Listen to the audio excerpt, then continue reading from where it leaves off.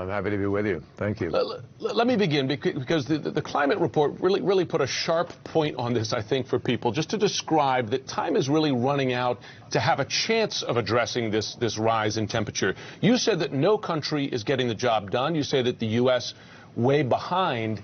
As you know, President Trump has reversed many emission standards during his 3 years in office.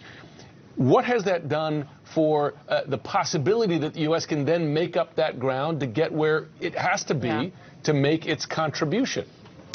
Well, it makes it far more difficult, Jim. I mean, the fact is that we are so far behind that you need now to organize nations almost as if we were at war. That is why we call this new organization World War Zero, because no one country can solve the problem of climate change. You have to have every country at the table, most importantly, the 20 or so largest economies in the world, which are about 85%, 90% of all emissions.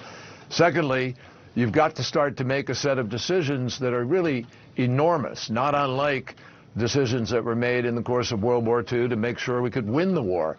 We're not doing that today. We need to accelerate the transition to decarbonize transportation, to move to electric vehicles. That means you've got to accelerate the process of building the infrastructure so you can charge those vehicles around the nation.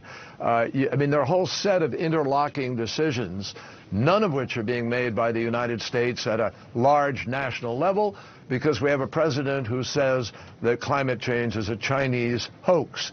And the result of the American presidency moving out of the position of leadership that President Obama and the administration gave it is that other nations that want to be slower and laggard about it are doing so.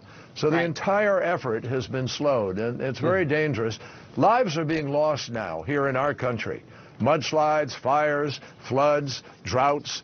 And in other parts of the world, which is all interconnected, there are challenges to food production, to habitability. People are going to be refugees, climate refugees. There already are climate refugees. So it's an enormous consequence. That the